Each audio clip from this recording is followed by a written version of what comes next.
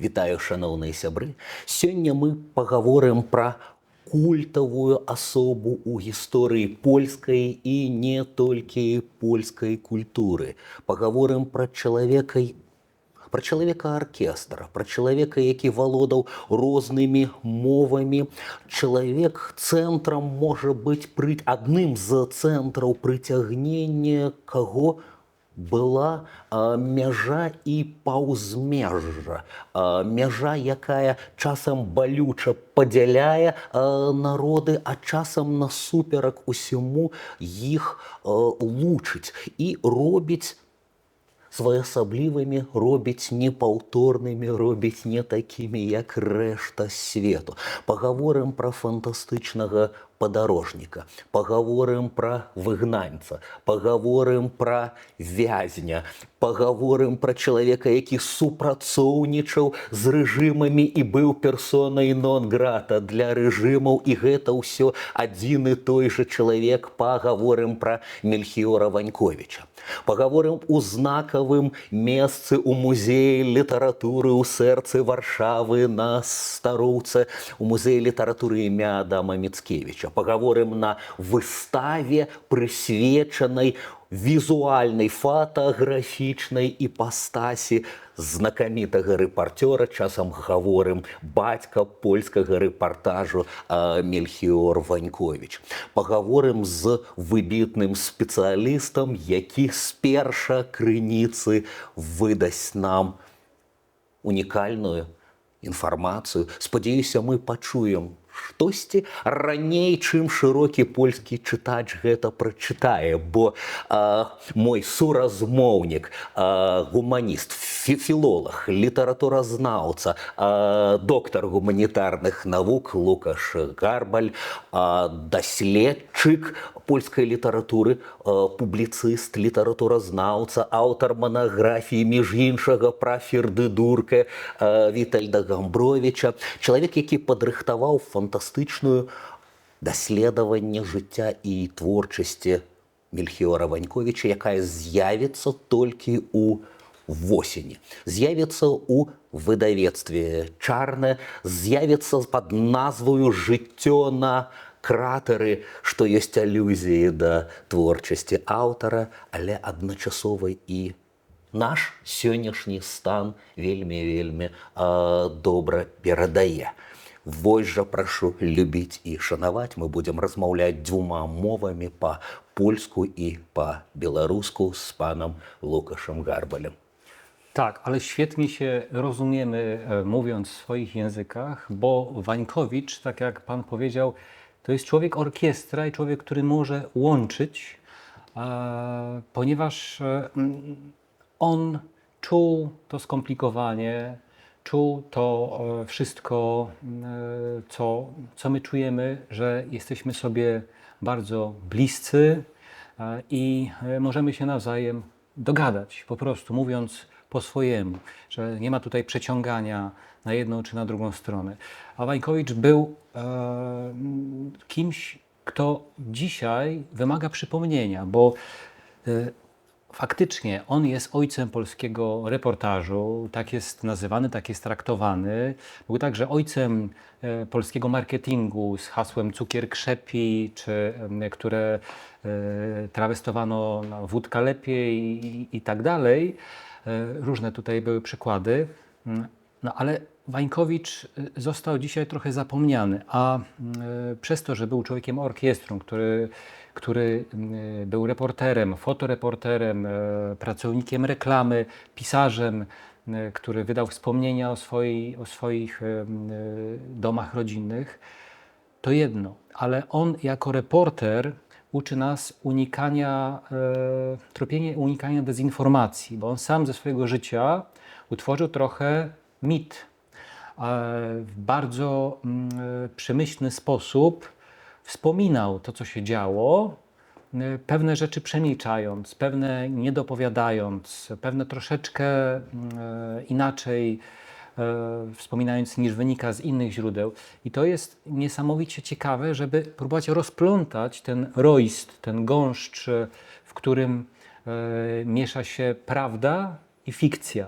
w jego przypadku, tym bardziej, że on jest reporterem, czyli kimś, kto powinien dążyć do przedstawienia faktów, ale z drugiej strony był działaczem, pracownikiem reklamy, czyli propagandystą. I to są dwa bieguny.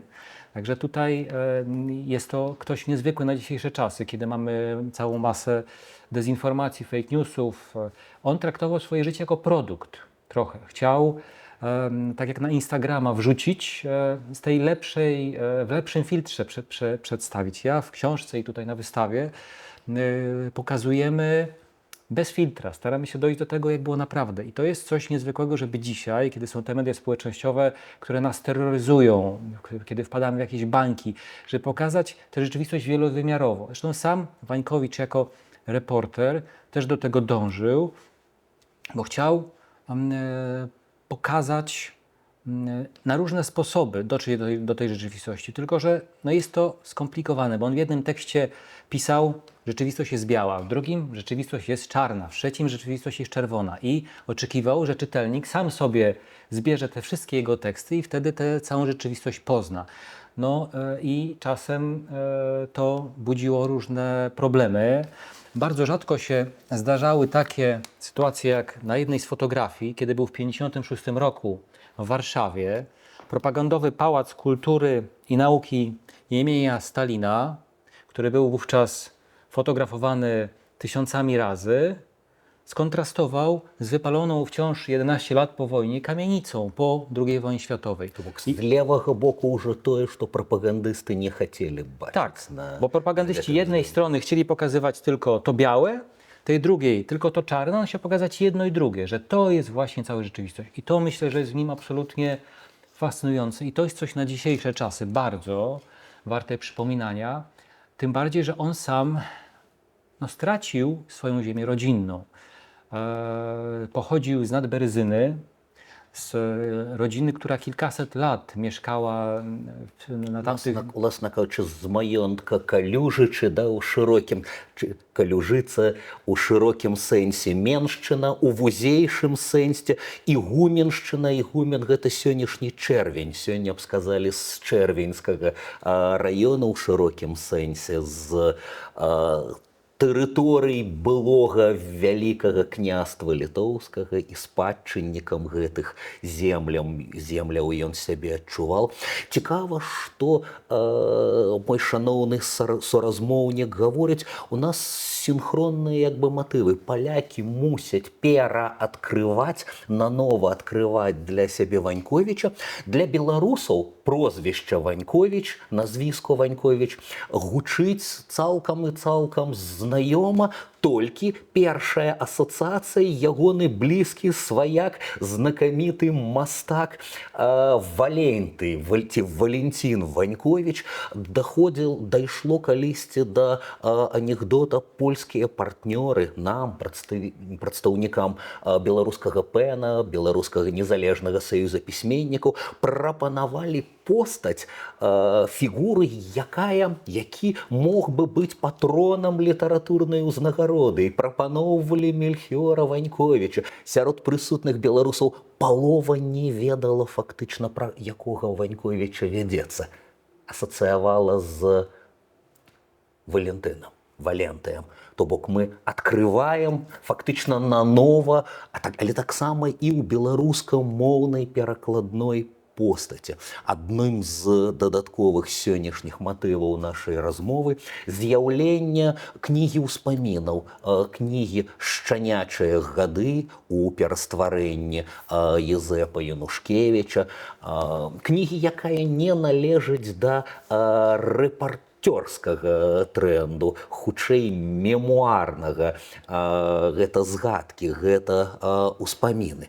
Вось жа, кім быў Мельхіор Ваньковіч? Бацька польскага рэпартажа альбо майстрам гавэнды, як палякі маюць такі тэрмін, вусны, бліскучы аповед, які таксама мае літаратурную традыцыю. Літаратура факта альбо літаратура пісьменніцкай прыдумкі. Вера годная веры ці негодная веры. Інфармацыя паўстае з кніг Ваньковіча. Рэпартёр альбо міфатворца. Tak, Wańkowicz faktycznie urodził się nawet w tym samym miejscu, gdzie Walenty, w Kalużycach. Tak się składa, że w naszym muzeum mamy obraz Walentego Wańkowicza, sławny portret Mickiewicza, który też był jednym z ludzi z tamtych stron i też jest kimś wspólnym dla nas. I faktycznie myślę, że można w ten sposób do Wańkowicza podejść, bo on starał się połączyć bardzo różne spojrzenia na rzeczywistość, bo faktycznie Szczenięce lata to jest opowieść o dzieciństwie. To nie jest literatura faktu. To są wspomnienia. Jak każde wspomnienia, one są subiektywne. Ale tu jest bardzo ciekawe zakończenie Szczenięcych lat, bo bardzo często niektórzy Polacy, czytając Szczenięce lata, postrzegają to jako taką opowieść o sielskiej przyszłości, że było tak pięknie, no ale Wańkowicz... Sielskie, anielskie jest Mickiewiczowska. Sielskie, anielskie, tak, ale Wańkowicz opowiada o dramacie końca swojego domu, o tym, kiedy stał się uchodźcą, o tym, jak w czasie przewrotu bolszewickiego kartki z biblioteki jego rodzinnego domu jak liście leżały w ogrodzie, bo zostało wszystko splądrowane. Tylko nie ma w nim nienawiści. On żałuje, ma żal za swoją przeszłością, ale z drugiej strony zdaje sobie sprawę i pisał o tym w książce, która ukazała się w sanacyjnej Polsce w latach 30. za Piłsudskiego. Pisał w zakończeniu, że są dwie prawdy. Jedna to jest prawda nasza, prawda uchodźców, którzy stracili swoje domy, a druga to jest prawda tych miejscowych chłopów, którzy przez lata musieli na skrawkach ziemi gospodarować, bo dwór miał tej ziemi więcej. I ja w biografii porównuję trochę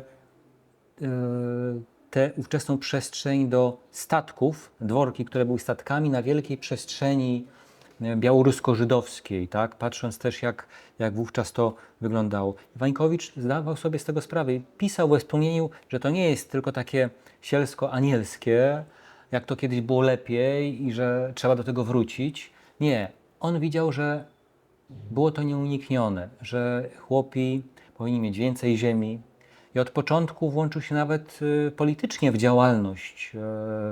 Jeszcze przed napisaniem Szczenięcych lat, kiedy Polska odzyskiwała niepodległość w roku 18, stał się szefem propagandy, czyli politykiem, propagandystą, jeszcze nie pisarzem, który wydawał gazety po białorusku, po rosyjsku, po litewsku, po polsku dla osób, którzy mieszkali na ziemiach białoruskich, zdając sobie sprawę z całego skomplikowania narodowościowo-kulturowo-religijnego. On nie chciał tej gęstwiny, tutejszości ciachać jakimś nożem, że ci mają być Polakami, ci mają być Białorusinami, ci mają być Rosjanami. Nie. Chciał, żeby państwo było domem wspólnym dla wszystkich, żeby ta powstająca Polska odwoływała się do tradycji Wielkiego Księstwa Litewskiego, które nie było tylko litewskie, wbrew nazwie, którego językiem urzędowym był poprzednik języka białoruskiego, nad którym się można było dobrze odnaleźć. On sam do końca życia nazywał się Litwinem i do końca życia mówił, będąc w Stanach Zjednoczonych w roku 1957, że ja jestem obywatel powiatu ichumeńskiego, czyli od 21 chyba roku to się nazywa Czerwieńsk, tak? Czerwień. Czerwień, od 20 któregoś roku czerwień, ale odwoływał się do tego i to nie chodziło o to, że uważał się za lepszego, że jest po prostu z powiatu, gdzieś z perspektywy Kalifornii na końcu świata, ale w ten sposób bronił się przed tym światem współczesnym, przed pędem, który go zmuszał do standaryzacji. On mówi, nie, ja jestem stąd, trochę tak jak Gombrowicz, ja jestem tutaj stąd, z Ichumeńszczyzny i powoli nie muszę się śpieszyć, nie muszę ich dostosowywać. Patrzę na świat jak na jabłka w sadzie, to mi się podoba, tamto mi się nie podoba i nie muszę jakiejś ideologii przyjmować jako swojej. Bronił się w ten sposób, to była jego wolność. Дякую за гэтыя словы. Мне здаецца, зараз будзе дарэчным такая згадка.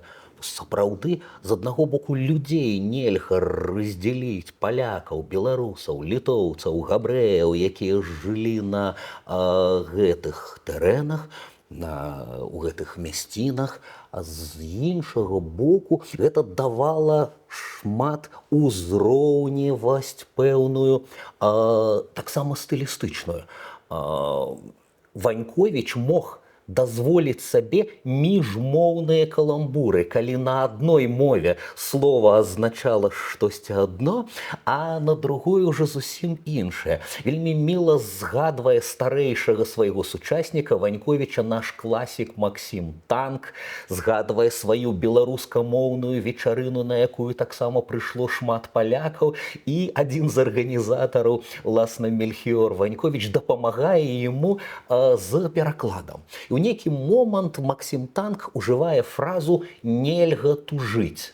Chciał coś optymistycznego powiedzieć, ale прысутныя людзі, якія не разумелі беларускай мовы, запыталіся, а што гэта такое? Нельга тужыць.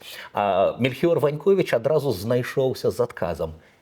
Не даще тужыць, падзяліўшы гэта нельга тут жыць. А ў адным прачытанні вельмі сумна і трагічна, а ў другім насуперак усяму аптымістычна і радасна. Мне здаецца, што Мельхіор Ваньковіч злучаў гэтыя падыходы.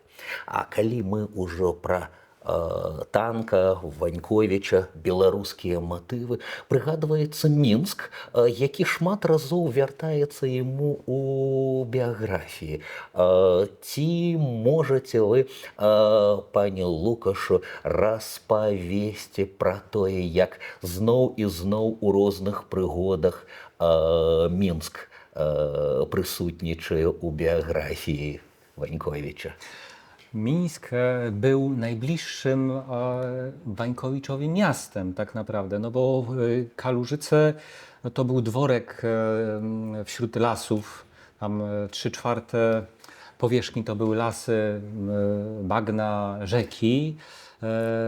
Czasem z Berezyny płynęli parowcem do Kijowa. W Kijowie wziął zresztą ślub ze swoją żoną, która była z terenów Polski, niedaleko Łodzi pochodziła.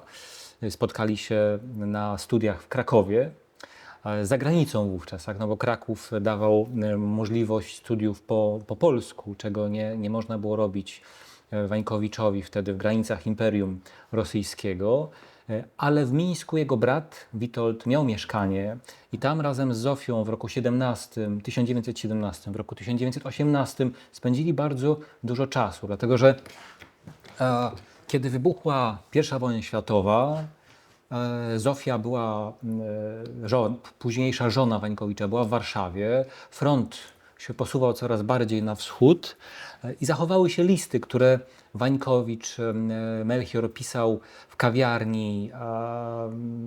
Te listy, paląc papierosa nad jakąś szklaneczką, to tak jakby jakiś Sherlock Holmes pod koniec XIX wieku, te listy się czyta w kawiarni Splendid, w kawiarni Selecta w Mińsku pisał. Miał też odczyty w klubie w Mińsku przy ulicy Podgórnej wówczas, dzisiaj to jest Karla Marksa, tak. Na ulicy Zacharzewskiej, czyli na prospekcie Niezależności. Z kolei był klub Koła Polek, kobiet, które dbały o żołnierzy. Ta logistyka była bardzo ważna. To nie były jakieś herbatki, ciasteczka, tylko naprawdę dużo takiej pracy u podstaw tworzącej wówczas wojska polskie walczące przeciwko Niemcom. To był pierwszy korpus polski dowodzony przez generała Dowbor-Muśnickiego. był jeszcze drugi, trzeci korpus w Ukrainie i one miały walczyć z Niemcami. No, kiedy w tym czasie to były między rewolucją lutową i przewrotem bolszewickim czasy w Rosji i to wojsko w okolicach Mińska, Bobrujska zbudowało taką przestrzeń, którą zajmowało, no ale ostatecznie skapitulowało przed Niemcami. Wańkowicz był jednym z buntowników przeciw polskiemu dowódcy. Oczekiwał tego, że on nie skapituluje, tylko że podejmie walkę. Nie chodziło o to, żeby doprowadzić do jakiejś masakry, tylko żeby zademonstrować w chwilach, kiedy Polska nie była jeszcze oficjalnie niepodległym krajem, kiedy trwała Wielka Wojna, żeby polscy żołnierze zgrupowani w dużej jednostce zademonstrowali, że chcą o tę Polskę walczyć. Nie chodziło o to, żeby ginęli tysiącami, tylko żeby podjęli walkę. I to nie było nierealne, dlatego że w tym samym czasie podobna jednostka, korpus dowodzony przez generała Hallera, taką walkę podjął. I no, to był tylko symboliczna bitwa. Zginęli tam ludzie, ale nie doszło do masakry. I Wańkowicz za ten bunt uwięzili dowódcę, uwięzili generała, został osadzony w więzieniu i groziła mu kara śmierci. I to można powiedzieć, że Wańkowicz sobie wymyślił, że to piękna legenda, no ale niedaleko nas, jakieś 10 kilometrów, jest Centralne Archiwum Wojskowe w Rembertowie i tam jakimś cudem przetrwały pisane ołówkiem akta sądowe z Białorusi, spod Bobrujska, z jesieni 1918 roku. I tam wyraźnie jest stwierdzone, że wolontariusz Melchior Wańkowicz, i to chodzi o tego Melchiora Wańkowicza, no został osadzony w areszcie i czeka na wyrok. I on zaczął swoją karierę, można powiedzieć, od wyroku sądowego, od grozy wykonania kary śmierci. I można powiedzieć, że kończył później swoją biografię, kiedy według legendy pukał do drzwi więzienia. Skazany za to, że w roku 1964, w czasach komunizmu, wysłał do swojej córki na zachód z myślą o tym, żeby ona to nagłośniła, informację o proteście polskich naukowców, polskich pisarzy, o proteście przeciwko cenzurze. On został za to skazany. Здається, 5 тижнів провів так у турмі і отримав судовий присуд. Вельми старий чоловік, 3 годів лata więzienia. Tak, to był minimalny i on został skazany. Faktycznie był przez parę tygodni w komendzie milicji obywatelskiej, jak to się nazywało, przetrzymywany do czasu procesu sądowego. Ten proces sądowy został uznany za winnego, a minimalny wyrok to było właśnie 3 lata bezwzględnego więzienia. Nie było tutaj możliwości zawieszenia tego wyroku. I co Wańkowicz wtedy zrobił? No, odezwała się w nim żyłka właśnie promocyjna. Miał wynająć fotografa, który miał mu zrobić zdjęcie, kiedy on wchodzi do więzienia. I on się domagał wykonania tego wyroku, żeby władzę postawić w trudnej sytuacji. Bo on, no żeby znanego pisarza, który wrócił z emigracji do kraju, który obiecywał demokratyzację, władza wsadza do więzienia. No to był komunikat na Zachód mocno zły dla władzy. Tym bardziej, że władza wtedy starała się o popularność na Zachodzie. I on sprawił, że władza się wycofała. Miał wyrok i chodził z tym wyrokiem po Warszawie. Chodził do teatru na premierę. I głośno się zachowywał na tej premierze, żeby go wszyscy zobaczyli, że on tam jest, że się nie ukrywa, tylko że chodzi. Zerwał nawet spektakl, jak to się mówi, zepsuł, bo komentował na głos to, co się dzieje na scenie i był bardzo zadowolony, że wszyscy na niego patrzą. Także no, niesamowita postać zupełnie, która walczyła o wolność słowa, można powiedzieć trochę filmowy sposób, ale zwracała na siebie uwagę. Panie Łukaszu, калі, у якім годзе, у якім моманце Ваньковіч з ноунеймам зрабіўся літаратурнай зоркаю? to były lata 30., czy jeszcze przed rokiem 39, on długo debiutował. Długo nie mógł znaleźć swojego miejsca. No, powiedzieliśmy, że był uchodźcą, stracił swój dom rodzinny, który został po drugiej stronie granicy i wówczas stracił też majątek. To była rodzina bardzo zamożna, ale on wyjechał, zachował się list, no nie będę go cytował, ale zachował się list do żony. 7 toreb zabrali z majątku całego życia, gromadzonego przez lata. 7 toreb, jakieś ubrania, książki porozrzucane po ogrodzie, tak jak mówiłem. Przenieśli się do Warszawy, on podjął wtedy studia, no i chciał zarobić przede wszystkim na rodzinę, bo miał wtedy młodą żonę, jedną córeczkę, później drugą córeczkę i nie miał majątku i starał się w jakiś sposób zarobić. Stąd związał się z propagandą, stał się szefem propagandy, miał nawet słupy reklamowe, dzierżawił w latach 20. i podejmował tutaj bardzo różną działalność finansową i pomyślał sobie, że on zarobi też jako reporter. Odszedł, no, był w międzyczasie też urzędnikiem w Ministerstwie Spraw Wewnętrznych. Odszedł z tego ministerstwa, jak zmieniła się władza. Pojechał w roku 1926 do Meksyku, gdzie była wówczas bardzo trudna sytuacja polityczna, dlatego że władze przejęły partie bardzo mocno antyklerykalne, no a bardzo ważną rolę w Meksyku odgrywał Kościół katolicki. I to była wielka walka, wojny domowe tam trwały i on o tym napisał. On o tym napisał, wydał książkę. Можам сказаць, што вось гэта момант нараджэння польскага рэпартажу ўжо ў вузкім сэнсе слова. Jeszcze nie, dlatego że tam to było bardzo propagandowe. On w gazetach, które czytali zwolennicy jednej partii, pisał spojrzenie, które oni chcieli czytać, a w gazetach, które były związane z opozycją, pisał opozycyjnie. I w sumie, jak to się zebrało, to była całość. No ale można powiedzieć, że mógł pisać odwrotnie, tak, żeby tutaj przekuć te bańki, które narastały. Ale on pisał dla danej bańki. Taką książkę, w której w jednym miejscu pokazał wielowymiarowej rzeczywistości, napisał dopiero w latach 30. Zaczęło się właśnie od opowieści rodzinnych, Szczenięce lata, gdzie już sformułował tę teorię dwóch prawd. Że jest prawda nasza, moja, wygnańca, jest prawda tych chłopów, którzy mają teraz tę ziemię, która kiedyś była naszą ziemią. I że są dwie prawdy. I on wtedy sformułował właśnie w opowieści, we wspomnieniach sformułował tę teorię dwóch prawd, którą później i w fotoreportażach, i w reportażach pokazywał. Ale taką książką, która wyznacza jego początek jako pisarza komercyjnego, jako reportera, to jest Na tropach Smętka. Na tropach Smętka, gdzie pojechał do ówczesnych Prus Wschodnich. Nie dotarł co prawda do Królewca, no ale na tych ziemiach, gdzie byli Mazurzy. I on starał się odnaleźć tam ślady polskości wśród tych Mazurów. Ale to nie była jednowymiarowa rzeczywistość, bo na przykład...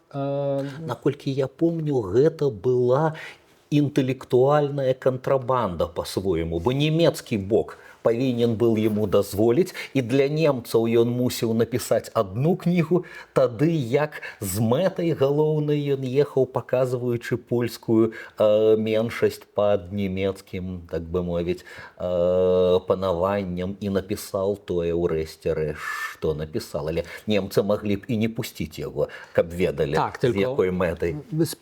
On starał się wtedy o zgodę ze strony Niemców i zgodę taką uzyskał, ale książka, którą napisał, nie była proniemiecka i nie napisał drugiej książki, która by prezentowała właśnie, tylko odtąd był początek jego jako prawdziwego reportera, bo pokazał w jednym miejscu, w jednej książce tę całą rzeczywistość, która nie była proniemiecka, bo on wskazywał, no, że Mazurzy nie są Niemcami.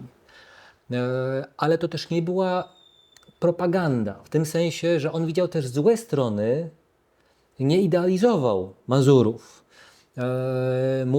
Pisał o problemie, jakim jest pijaństwo wśród Mazurów.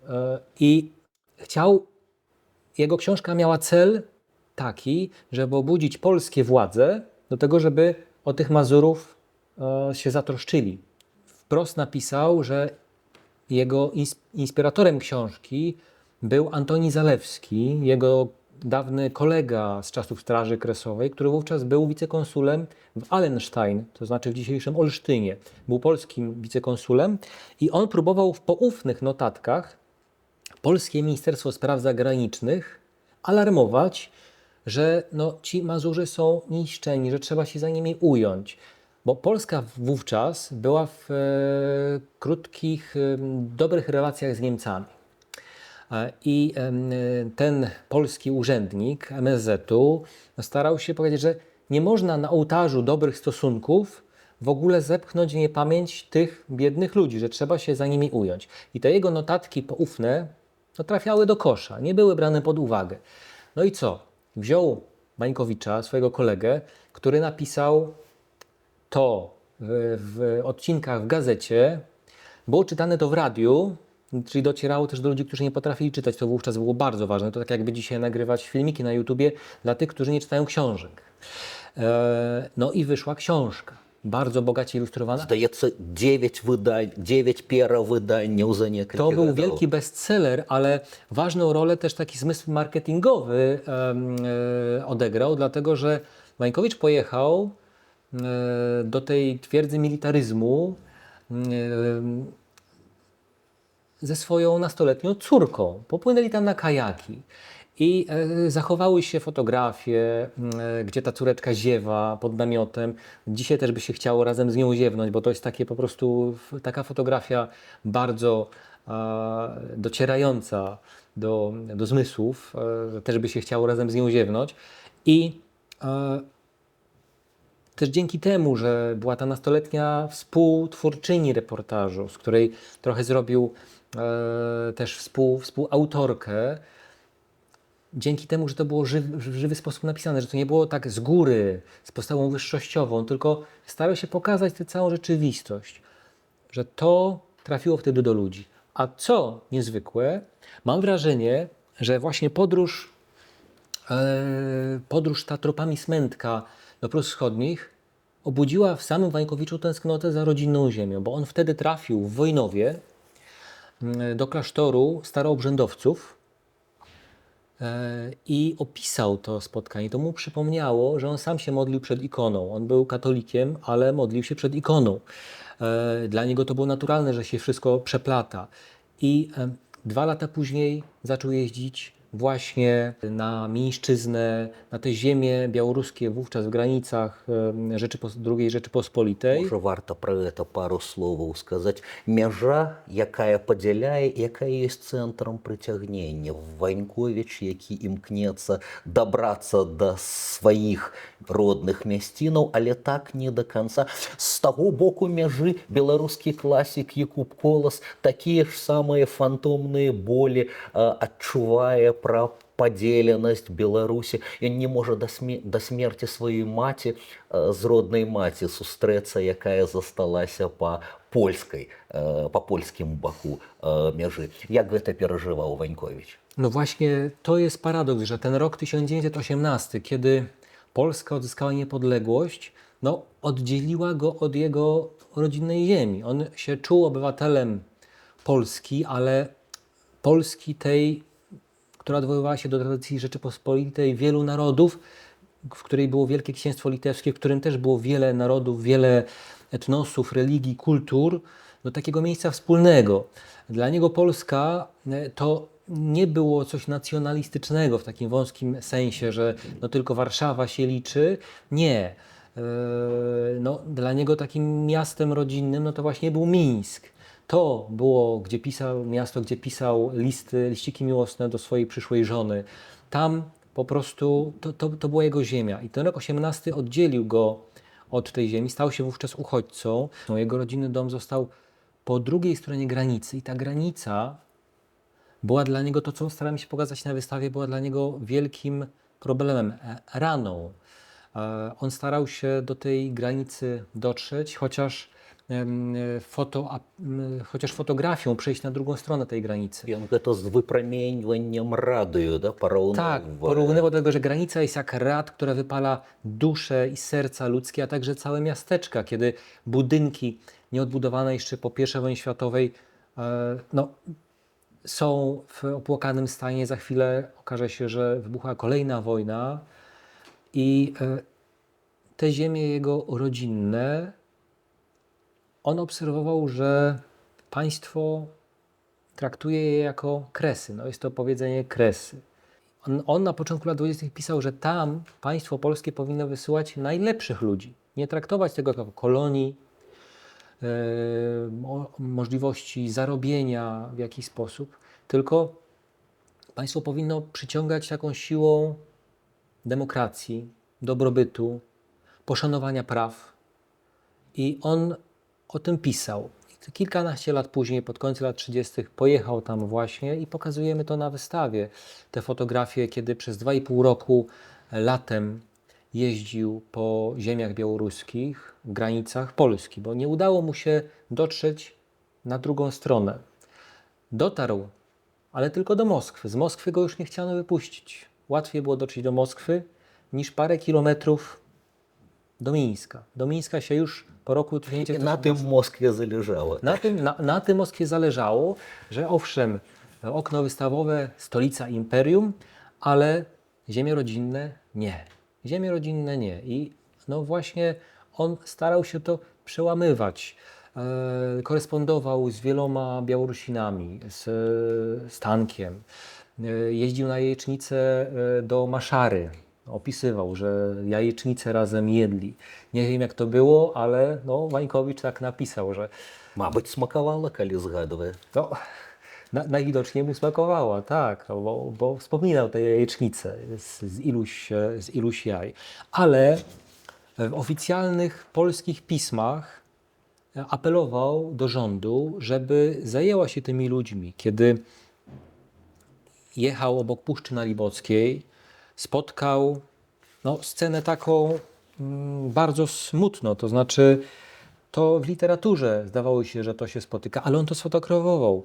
Niewidomego, który zarabiał graniem na instrumencie i 6-letnią dziewczynkę, która ślepła. I to dla niego był bardzo poruszający obraz, bo ja dotarłem, czy osobiście także, bo ja dotarłem do tekstu z 1891 roku, kiedy Wańkowicz przychodził na świat, jego ojciec umarł. No, Wańkowicz stracił ojca, kiedy miał 3 miesiące. I przez paru gadów stracił macie tak samo. A później stracił i było 3 gady. Parę lat później stracił matkę, był sierotą, ale ojciec, który także miał na imię Melchior, co jest bardzo mylące, jego ojciec chciał ufundować w Mińsku szpital właśnie dla chorych na jaglicę. I jego syn 40 lat później, po 20 latach niepodległego państwa, widzi dziewczynkę 6-letnią Nastię, która no, ślepnie na jaglicę, na tę chorobę, którą jego ojciec chciał powstrzymać i której państwo nie powstrzymało. I on w oficjalnej gazecie Polski Czerwony Krzyż pisał, że państwo polskie powinno zadbać o tych ludzi, że nie można ich porzucić. I on no, właśnie chciał pokazać całą rzeczywistość, tak? Tak jak tutaj, że nie jedną stronę, tylko całość. Pisał też o Białorusinie, nazywał go Piotr Krzywiec, który miał być ekskomunistą z Zajelnik, niedaleko Mińska, który po śmierci Piłsudskiego ufundował krzyż i kamień z napisem za waszą i naszą wolność. За нашу і вашу вольнасць. То якби паміж беларускай і польскай мовай ён ужывае жыўцом слова вольнасць, не волю альбо свабоду, але піша лацінкай не па-польску нашу і вашу. Tak, i to jest dla mnie symboliczne i dla Wańkowicza wydaje mi się też było symboliczne. Próba przekroczenia wąskich granic. To, że polszczyzna, białoruski, łacinka, nie cyrylica, pamięci Piłsudskiego, ale za waszą i naszą wolność. Я маю такую теорию, могу помыляться, але з часоў Міцкевіча моцны ностальгічны позірк з аднаго боку як бы расчульвае, паказваючы нашае памежжа, паказваючы беларускія, літоўскія, украінскія землі, а з іншага боку як бы міфатворчы позірк як бы паказвае гэта як магічную тэрыторыю, дзе здараюцца цуды. Шмат дзесяцігоддзяў потым Маркес так паказваў, напрыклад, Лацінскую Амерыку, а Павіч паказваў Балканы. Такі сабе магічны рэалізм. Я чытаю Ліду Александра Юрэвіча і маю такое самае адчуванне. Гэта не толькі боль і ностальгічная сляза, гэта яшчэ цуды, якія ў дробязях ад пабытовых самых дробязяў ажываюць на старонках. Можа быць, дайма на пару хвілін слова перакладчыку Езэпу Янушкевічу, я штосьці такое прачытаю з шчанячых гадоў.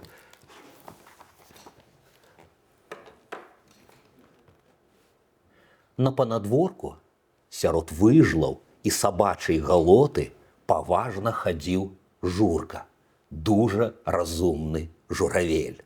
Кухонныя вокны знізу былі абабітыя бляхай, бо Журка біў шыбы і цягнуў са стала ўсё, што можна. Журка выдатна арыентаваўся ў хатняй іерархіі. Сабак ён трымаў страху Божым, аднак за намі цэлымі днямі лазіў з непахіснай сур'ёзнасцю і за гэтай шпацары заплаціў жыццём. Наглытаўся медных гільзаў ад дробнакаліберкі, атруціўся і загінуў у росквіце сілаў. Пасля нас суправаджаў толькі Крумкач, які пасябраваў з сабакамі за кум брата, ажно навучыўся брахаць. І калі дварнякі, пачуўшы чужога, кідаліся да брамы, дык над імі ляцеў і брахаў груган. Усім сэрцам Крумкач полюбіў брыдкую кудлатую пачвару, дварняка Кудліка, напалову таксу, напалову сетара. Тая істота мела доўгае кудлатае цела выжлы і ногі таксы. Вось жа разумны журавель, які мае амаль чалавечы інтэлект, Крумкач, крук, які сябруе з сабакамі і навучыўся па-сабачаму брыхаць. Дзе тут заканчваецца літаратура факту, дзе тут пачынаецца міфатворчасць?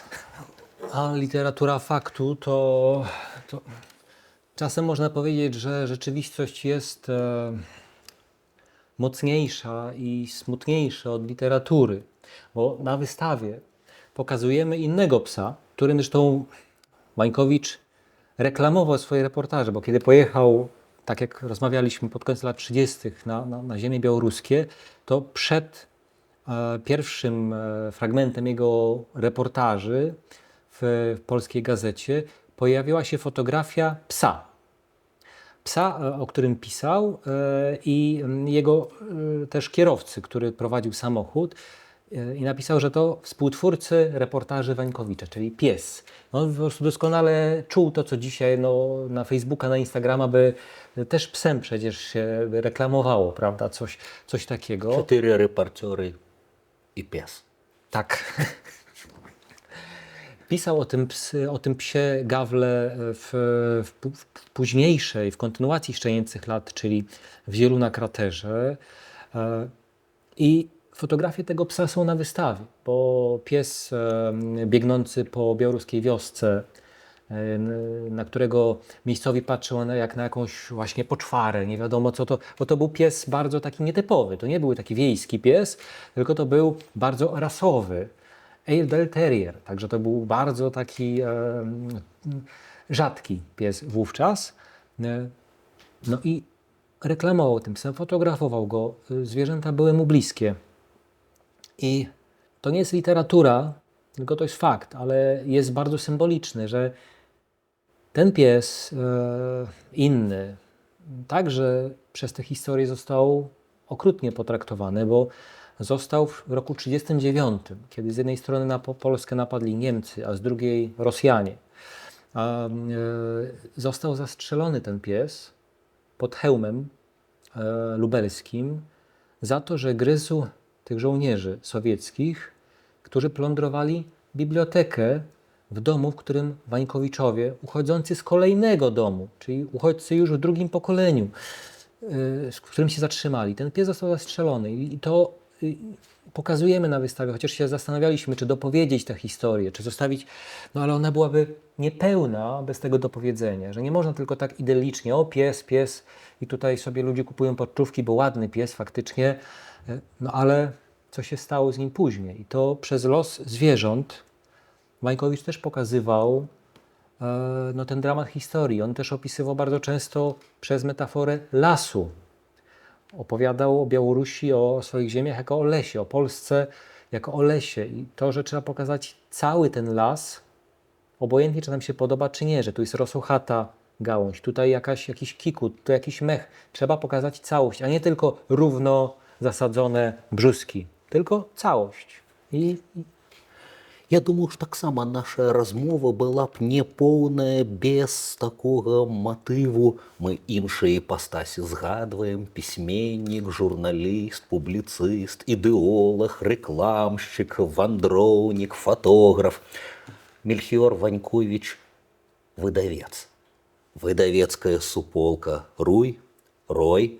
Найлепшыя імёны і назвы сусветнай літаратуры, якія перакладаюцца і друкуюцца дзякуючы Ваньковічу. Найлепшыя імёны міжваеннага мадэрнізму: Бруно Шульц, цынамонавыя крамы, Гамбровіч, Фердыдурка. Ну і блізкі беларусам сёння вельмі ў нас папулярны і чытаны з усім сваімі перападамі пакручастага лёсу Сергіюш ці Сергей Пісэцкі. Якую ролю адыграў? Я падазраю, што стасункі іх мяняліся ад сяброўства да непрыязні. Якую ролю адыграў Ваньковіч у змене лёсу Пісэцкага? No, to jest świetne pytanie, bo Wańkowicz odegrał zasadniczą rolę w życiu Piaseckiego, wydobywając go z więzienia, bo Piasecki za swoje bandyckie wyczyny trafił do więzienia w Górach Świętokrzyskich na Świętym Krzyżu, które było takim polskim Alcatraz ówczesnym, porównywano je z carskimi więzieniami, Sachalinem, zesłaniem na Sachalin. Także można by je porównać. Wańkowicz w jakiś sposób dotarł do jednej z kolejnych powieści, które Piasecki pisał.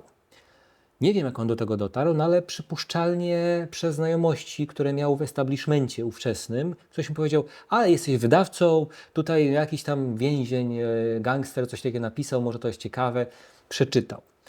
I trzeba mu oddać to, że przecież mógł skoncentrować się na tym tekście, no, że jest materiał na bestseller, wydać, zmienić i tyle. Ale nie. Wańkowicz po prostu napisał, że z tego, co czytał, zobaczył twarz umęczonego człowieka. W tym. Podjął wielki wysiłek. Wybrał się do tego naczelnika więzienia na Święty Krzyż. Wspominał, że ten naczelnik, który jeszcze za carskiej Rosji był naczelnikiem więzienia, czyli miał tradycje dyktatorskie trochę we krwi, miał oswojonego wilka, który przy nich po prostu w gabinecie był, oswojony wilk. Także taki imidż sobie budował ten naczelnik, że wilk jest u niego. I wydobył Wańkowicz Piaseckiego z więzienia. Piasecki wówczas stał się wielką gwiazdą.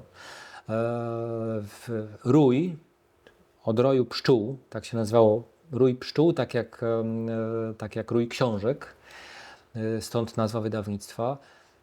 Wańkowicz był wydawcą późniejszych książek Piaseckiego także. No, Kochanek Wielkiej Niedźwiedzicy, ale także inne. Stosunki między nimi później się popsuły, no bo to jest moja interpretacja oczywiście, ale Piasecki wydobyty z więzienia, portretowany przez największego chyba polskiego wówczas malarza, czyli Witkacego, no że trochę mu woda sodowa uderzyła do głowy. Nie wiem, jak to jest po białorusku, ale tak bym sobie... Головокружение от поспехов, так. uważał, że jest oszukiwany przez Wańkowicza, zapominając, że sam jeszcze niedawno pisał do niego telegram za zdjęcie z krzyża, dziękuję, dziękuję, dziękuję, czyli za zdjęcie z krzyża, tak jak Chrystus, święty krzyż, tutaj była aluzja też literacka, no jednak zawdzięczał bardzo dużo Wańkowiczowi, ale później te stosunki się między nimi pogorszyły. Ale faktycznie Wańkowicz był nie tylko pisarzem, swoje książki wydawał w wydawnictwach poza swoim, a u siebie wydawał Gombrowicza, Szulca, wydawał też bardzo dużo pisarzy z ówczesnego Związku Sowieckiego, co było w Polsce wówczas. Максим Горький, Борис Пільняк, здається.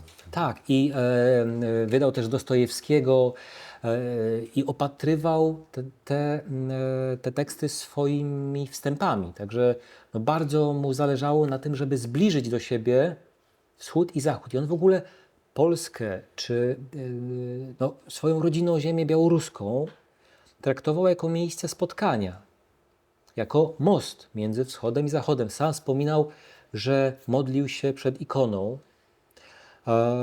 fotografował i na wystawie pokazujemy klasztor w Żyrowiczach, w którym pisał, że modlili się zarówno prawosławni, jak i katolicy. I starał się to pokazać jako miejsce spotkania. I myślę, że tutaj był konsekwentny, starał się te dwie prawdy pokazać. Але потым пераходзіцца Рубікон, настае тое, пасля чаго свет не можа быць іншым. З аднаго боку адбываюцца сталінскія рэпрэсіі, з другого боку пачынаецца другая сусветная вайна, пачынаецца Халакост, пачынаецца ўсё вось гэтае. І, наколькі я разумею, Ваньковіч адзін з культурных дзеячаў польскіх, на якіх у нацызма вырас зуб. Пасля той рэпартажнай кнігі з усходніх прусаў. Яму пагражае расправа з боку нямецкіх нацыстаў. Пачынаецца траекторыя выгнанца, уцекача, выгнанніка. Якая гэтая траекторыя, якімі краінамі ён перамяшчаецца і як апынаецца пры арміі Андерса? Tak, to faktycznie Wańkowicz musiał uciekać. Wspominał, że propagandowe radio z Breslau, no dzisiaj Wrocław, mówiło, że Wańkowicz jest w Lublinie, ale my go tropami Smętka złapiemy. I w tym momencie był nalot niemiecki na Lublin i opisywał, jak widział, jak bomby uderzają, a tutaj słyszy to w radiu. Także miał takie bardzo filmowe wrażenie, że wiedzą, gdzie on jest. Wańkowicz uciekł do Rumunii, przez chwilę był ogarnięty przez Sowietów, którzy 17 września z drugiej strony weszli do Polski. I wspominał zresztą, że wówczas miał przy sobie legitymację penklubu i tę legitymację zniszczył, żeby się nie dowiedzieli, kim on jest. No, bał się po prostu, ale z drugiej strony pokazywał to, co pisał o Związku Sowieckim, że no nie był wrogiem. No ale w jakiś sposób się wydostał do Rumunii i opowiadał, w co często wątpiono, że uciekał z maszyną do pisania przez rzekę. No i ludzie w to... Dniestr. Przez Dniestr, tak, przez Dniestr. I ludzie wątpili, jak z maszyną do pisania można uciekać. No nie można, ale coś w tej legendzie było z prawdy. Dlatego, że pierwsze listy, do których ja dotarłem, pisane przez Wańkowicza z Rumunii, były na maszynie do pisania z polską czcionką. No to skąd miałby w Rumunii maszynę z polską czcionką? Jego córka dała mu przy pożegnaniu maszynę taką przenośną, trochę podobną do laptopów. Ona była mniej więcej troszeczkę większa od tego i to swobodnie można podnieść, bo nikt sobie nie zadał trudu, żeby znaleźć taką maszynę. Ona była produkowana przez fabrykę karabinów na licencji. FK się nazywała. Fabryka karabinów, czyli FK, jak imię. I na tej maszynie przypuszczalnie faktycznie zaczął pisać te wszystkie swoje pierwsze teksty z Rumunii. Był długo w Rumunii, bo niestety taki jest paradoks, postrzegany jako zwolennik poprzedniej władzy, która zmieniła się po klęsce w Polsce, był postrzegany jako zwolennik, jako przeciwnik polityczny. i znalazł się na wielkim uboczu. Trafił śladami innego wygnańca, Owidiusza, do tego samego miasta, do którego Owidiusz był zesłany przez cesarza Augusta. Do Konstancy. Tak. Tam przez prawie 2 lata spędzał czas. Mówił, że zdrowotnie bardzo dobrze się czuł, bo w błocie się maczał z jakimiś krabami, no ale był na uboczu i on, który czuł się reporterem, czuł się także propagandzistą, kimś, kto powinien walczyć o Polskę słowem. Chciał opisywać bohaterstwo polskich żołnierzy. Był na uboczu. Dzięki Jerzemu Giedroyciowi udaje mu się ewakuować z Rumunii w czasie, kiedy Rumunia jest dzielona między Moskwę i Berlin. Tak? W roku 1941 znajduje się na Cyprze, który wówczas należał do Wielkiej Brytanii.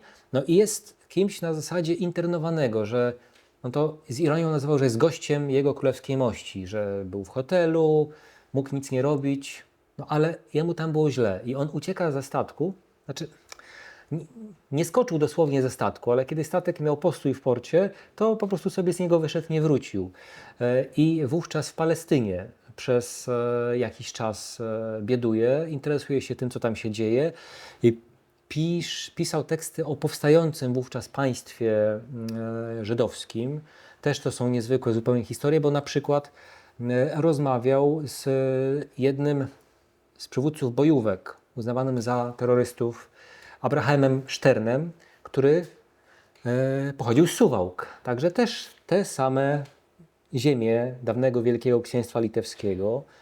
I on w ogóle się do tego odwoływał, bo no przecież z tych samych ziem rodzinnych pochodził też Jerzy Giedroyć, który go wydostał z Rumunii. Wielu znanych artystów niedaleko się urodził. Chagall przecież. Urodził się Jasza Heifetz. To były te same ziemie. I Wańkowicz w tej Palestynie pisze o tworzącym się państwie żydowskim. Mówi, że ono nie może być nacjonalistyczne. Że musi uwzględniać tych, którzy tam mieszkają. I to jest bardzo też współczesne to, co on pisze. I bardzo chwytające za serce. Później trafia także dzięki Jerzemu Giedroyciowi i być może Czapskiemu, który także pochodzi z Mińszczyzny, Józef Czapski, trafia do Andersa, z którym się już spotkali w roku 1918 pod Bobrójskiem, bo ten sam Anders był wówczas młodszym oficerem. I to są niezwykłe w ogóle koincydencje. Można powiedzieć, że jakby ktoś napisał powieść, to by można było mu zarzucić, że za dużo tutaj jest takich zbieżności, że to jest zbyt pięknie wymyślone, ale taka była rzeczywistość. Spotkał wówczas Andersa i został urzędnikiem cywilnym zajmującym się promocją, nie korespondentem wojennym, bo władza go wówczas źle widziała. Korespondent wojenny miał lepszą pensję, miał lepsze przywileje, nie był formalnie korespondentem wojennym, tylko oficerem, nie oficerem, tylko urzędnikiem cywilnym do spraw promocji i napisał wielką księgę, fotoreportaż w sumie o Трьохтомова битва Tak. Монте Кассино. Bitwa o Monte Cassino. To miał być wielki pomnik przede wszystkim poświęcony polskim żołnierzom. Nie pochwała dowódców, tylko pochwała tych szarych żołnierzy i starał się pokazać z ich perspektywy. To jest bardzo filmowa opowieść. Ja sobie porównuję to trochę do Szeregowca Ryana, napisanego kilkadziesiąt lat wcześniej. Chciał z tej perspektywy zwykłych żołnierzy to pokazać. I jest to niezwykłe zupełnie dzieło, szczególnie pierwodruk, czego już późniejsze wydania raczej nie pokazują, bo prawie na każdej stronie tam była fotografia. Czyli on chciał, żeby czytelnik zobaczył, jak to było naprawdę. I w każdym wydaniu, także już później w komunizmie, Wańkowicz dbał o to, żeby się pojawiło nazwisko Andersa. W każdym wydaniu to nazwisko było. Do dzisiaj niektórzy zarzucają Wańkowiczowi, że zgodził się, żeby cenzura tutaj mu ścięła tego Andersa. Nie. W każdym wydaniu, które się w komunizmie w Polsce ukazało, ten Anders był. W każdym wydaniu, a Anders był wówczas traktowany jako wróg, bo został na emigracji. Ale Wańkowicz, kiedy wrócił do Polski, nie zgodził się, żeby tego Andersa wyciąć z książki, chociaż książka faktycznie była skrócona, ale nazwisko Andersa zostało. Tak samo dbał o to, żeby zostawić coś, co jest w propagandowym pomniku trudne do wyobrażenia, ale on stara się pokazać właśnie te dwie prawdy. Zawsze w każdym wydaniu, nawet najbardziej skróconym, została krytyka polskich żołnierzy. Krytykował ich za to, że mieli taki fason, żeby chodzić bez hełmów. Że wśród polskich żołnierzy było nieproporcjonalnie dużo ran, kalectw, śmierci z powodu ran głowy. I on w każdym wydaniu to zaznaczał, bo owszem, heroizm heroizmem, ale nie można być idiotą. Prawda? Że trzeba zadbać też o własne bezpieczeństwo. Z tą brawurą nie można mylić odwagi. I on pokazywał też trudne momenty, kiedy polscy żołnierze mieli ataki paniki, kiedy bali się pójść do ataku, ale to przezwyciężyli. On chciał pokazać tę całość. To jest absolutnie niezwykła, genialna książka, tylko najlepiej czytać jest pierwodruk, no bo tam są te fotografie. To jak film, to jest bardzo filmowe. Власне, Мельхіор Ванькович і цензура. Мельхіор Ванькович і дискомфортна правда, яка чапляє за живое, але не падабаецца як бы нікому. Што не падабаецца ў Ваньковічы дзеячам польскай эміграцыі, а што не падабаецца ў Ваньковічы в ПРЛ? No, emigracji nie podobało się generalnie, bo też nie wszystkim, ale to, że on wrócił po roku 56, kiedy stalinizm w Polsce się skończył i kiedy można było próbować chociaż część prawdy przemycić, że on wrócił do Polski.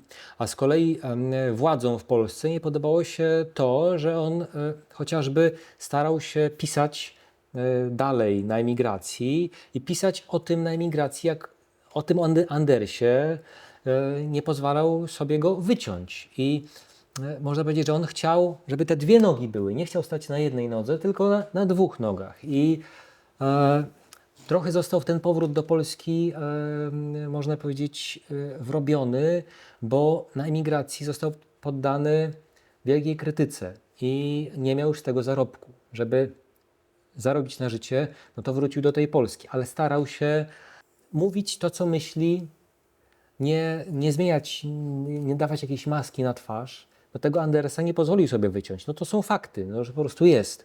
Zachowały się też akta w archiwach, w aktach cenzury polskiej. Można śledzić, co on tam próbował przemycić. I miał taką niesamowitą metodę. Ja to ze studentami na zajęciach omawiam. Redaktorzy mieli z nim przechlapane, można powiedzieć, bo cenzura wówczas w PRL-u była cenzurą, która domagała się, żeby wydawnictwo i autor sam się cenzurował.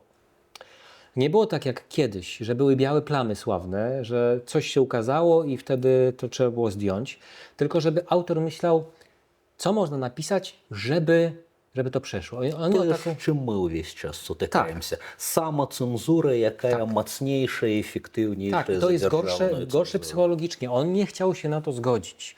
I studentom pokazuje, że tutaj u nas w muzeum mamy akurat jeden egzemplarz korekty już, na którym widać ostateczny taki egzemplarz, że Wańkowicz w ostatnim momencie, kiedy już książka miała iść do druku, kiedy były już, jakbyśmy dzisiaj powiedzieli, ozalidy, w tym momencie przywrócił coś, co mu cenzura wcześniej wyrzuciła. Oczywiście znowu mu to wyrzucili, ale chodzi o to, że on nie odpuszczał. On do końca próbował coś przemycić i mieszał fikcję z faktami. Czasem właśnie chcąc oszukać cenzura, co dzisiaj czasem wprowadza czytelnika w błąd, bo wrzucał jakieś fakty w coś fikcyjnego, chcąc chociaż tę prawdę w ten sposób tak obronić. I miał też taką metodę, to o czym mówiliśmy, że w jednym piśmie pisał jedno, w drugim pisał drugie, żeby sobie czytelnik sam zbierał. Wówczas czytelnik, tak jak trochę dzisiaj w Chinach, był wyczulony na te komunikaty nie wprost, że tutaj, co on chciał przez to powiedzieć? To, що ми езопової мови. Mowa ezopowa, ale tak bardzo głęboko posunięta. Dzisiaj to, kiedy ktoś czyta tak dosłownie, to jest zamazane, nieczytelne i dlatego trzeba zobaczyć w tych dążeniach, że on starał się maksymalnie to obejść. No i był niesamowicie skuteczny, no, o czym świadczyło to, jak bardzo był popularny. I dzięki niemu ta prawda o tym, że była nie tylko propagandowa bitwa pod Lenino, sojusz Polski z Sowietami, ale także była bitwa na zachodzie, pod Monte Cassino. To była wielka jego zasługa i to trzeba pamiętać, że on właśnie starał się tyle, ile tylko mógł do końca dopowiedzieć. No i ta jego rola w proteście przeciw cenzurze, to, że chciał te List informacje... 34?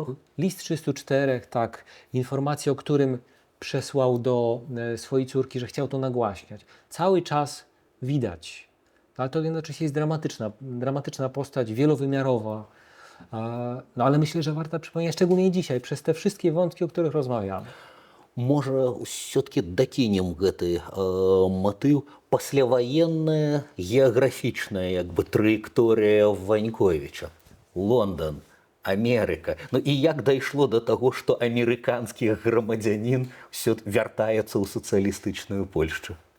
No, właśnie w 1946 roku Wańkowicz, do którego dociera z Polski żona, jest we Włoszech, w drugim korpusie Andersa. No, ten korpus decyzją aliantów, którzy uznali rząd powołany przez komunistów w Polsce, rząd prosowiecki, te wojska polskie na zachodzie zostają rozformowane. I Wańkowicz razem z żoną osiedla się w Londynie, gdzie no, próbuje dalej pisać i tworzyć, ale to coraz trudniej idzie. Jego córka, młodsza, bo starsza córka zginęła w powstaniu, zaginęła i ciała nieodnaleziona, przypuszczalnie zginęła w powstaniu warszawskim. Młodsza córka, on ją ewakuował już w czasie wojny najpierw do Włoch, a później do Stanów Zjednoczonych, gdzie studiowała pod Bostonem, no i stała się dziennikarką. Miał nadzieję na jej karierę, także medialną. Zresztą świetnie pisała i świetnie jej teksty się zachowały, ale ona szybko miała męża i dzieci, 2 córeczki, no i musiała zarabiać na życie. I razem z mężem zaczęła hodować kury. Była farma kurza. Ledwie dawali sobie radę, bo jej mąż pracował za dnia w fabryce dywanów, no a później zajmował się tymi kurami. I Wańkowicz razem z żoną podjęli decyzję. Dla niego, on uznawał, że to jest koniec jego twórczości, że przeniosą się, żeby było taniej, dołączą do swojej córki i jej dzieci, czyli wnuczek, zajmą się farmą, pomogą im, no i będzie im po prostu razem łatwiej. Ale uznawał, że to jest dla niego koniec twórczości. Rok 1949 przenosi się do Stanów, ale nie poddaje się. I wtedy jako ten taki farmer, który jeździ pick-upem, który czasem odmawia posłuszeństwa, poczuł się na nowo człowiekiem wolnym. Pozbawiony po raz drugi domu, daleko od rodzinnych stron. Drugi koniec świata, nie umiejący dobrze po angielsku. Poczuł się królem świata na nowo, jak zapisał się do biblioteki, której mógł czytać książki. I czasem jak mu się psuł ten samochód, siadał w rowie, miał trochę wolnego, brał książkę i wtedy znowu czuł, że wraca mu ten tlen. On po prostu był człowiekiem, dla którego literatura była wszystkim, książki, polszczyzna, język. To był jego materiał no i on do tego tęsknił. I to jest także głęboki powód tego, że kiedy troszeczkę się poluzowała sytuacja polityczna, że jednak wrócił do Polski, bo on bez polszczyzny próbował pisać po angielsku, ale to nie było to samo. Jednak język, to, że on tworzył neologizmy, że on świetnie tym językiem właśnie, który trochę z białoruskim, trochę z jidysz, z jakimiś innymi, że on tworzył słowa takie wrzesień żagwiący. No zupełnie nikt inny by tego chyba nie wymyślił. Sięganie w jakieś odmęty przeszłości, miksowanie właśnie różnych języków. To było coś dla niego niezwykłego i ten język był dla niego tlenem. On oderwany od polszczyzny był jak ten gigant z mitologii, że tracił siłę. On musiał dotykać ziemi rodzinnej, żeby móc tak naprawdę tworzyć. No i to jest też niezwykła historia. Что найактуальнейшее, найжывое, чым сёння Ванькович мог бы зачапіць сучаснага чытача і вярнуцца да сучаснага чытача? Myślę, że jest tutaj dużo takich miejsc, które sprawiają, że on jest aktualny. To, że pokazywał niebezpieczeństwo ideologii, nacjonalizmu jako takiego noża, który niszczy wspólnotę, która jest bardziej skomplikowana, nie jest tak w szufladkach, że stara się pokazywać tę rzeczywistość jako las, który jest bardzo różny, jako, gdzie wszystko działa w symbiozie. Jak przychodzi ktoś, kto chce powiedzieć, ty jesteś taki, ty jesteś taki, ty jesteś z nami, ty jesteś przeciw nam, no to wtedy nie ma lasu, tylko jest tartak. Tak? Wtedy już się toczy to wszystko. Kogoś, kto stara się przekuwać bańki medialne, kto stara się wyjść ze swojego profilu na Facebooku, Instagramie i zobaczyć, jak ten ktoś inny patrzy na rzeczywistość, żeby starać się zrozumieć czyjeś inne spojrzenie. No i wreszcie, to niestety jest bardzo aktualne, ta kontynuacja Szczenięcych lat, Ziele na kraterze, którą on napisał, czytana jest dzisiaj bardzo często, wbrew jego intencjom, jako no tak powierzchownie, że dramat tych, którzy tak jak jego córka zginęli w walce. On starał się pokazać coś innego. Jak rodzice w czasach, kiedy widzą wojnę na horyzoncie, w czasach, kiedy jakiś dyktator rządzi, jak ci rodzice mają wychowywać własne dzieci? Jak mają im pokazać to, co jest ważne?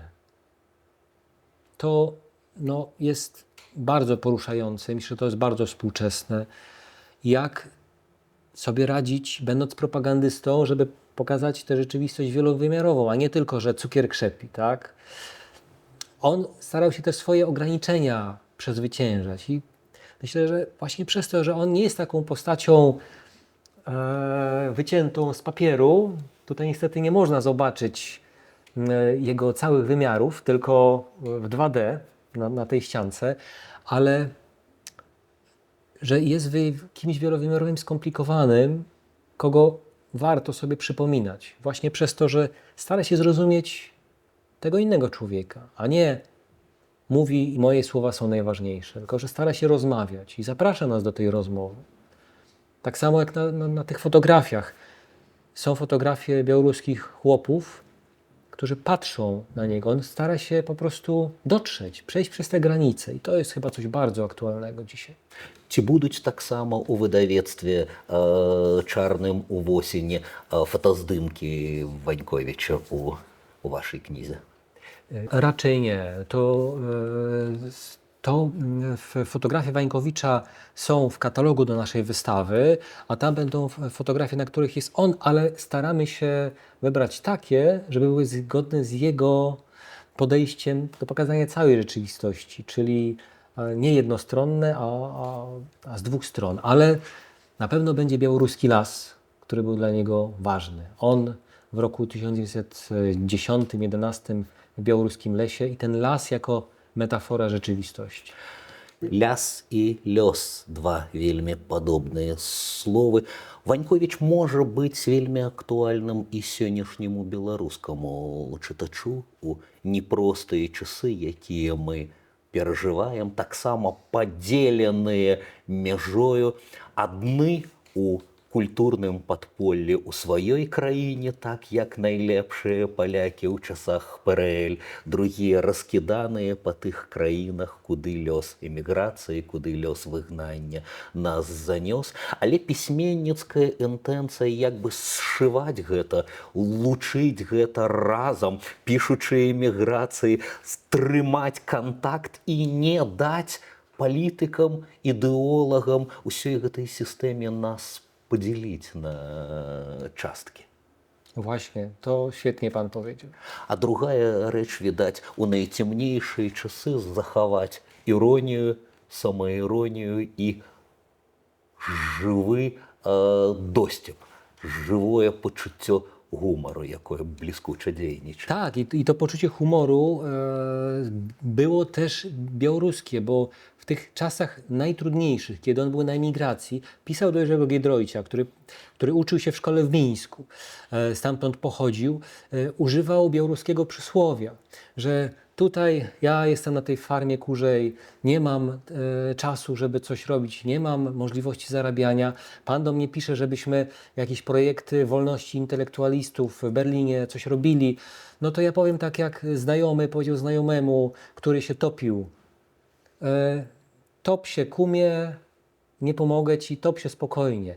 Ale zacytował to przysłowie i zaczął działać. Także tutaj też te dwie prawdy, że był sceptyczny wobec jakiegoś aktywizmu, ale robił swoje. No i właśnie chyba trzeba robić swoje. Panie Łukaszu, czy możecie коротенько rozkazać, z jakich jeszcze fotografii składaється wystawa? Wystawa składa się z 3 części. To są fotografie wykonane przez Wańkowicza pod koniec lat 30. na ziemiach należących wówczas do II Rzeczypospolitej, na ziemiach białoruskich, okolice Mińska, można powiedzieć, ale po tej polskiej stronie, bo Mińsk był po stronie sowieckiej. I to są także fotografie z Nadniemna, jest także Narocz, klasztor w Żyrowiczach, sanktuarium w Bucławiu, Jarmark. I to są absolutnie niezwykłe fotografie. Wańkowicz starał się pokazać tę całą skomplikowaną rzeczywistość.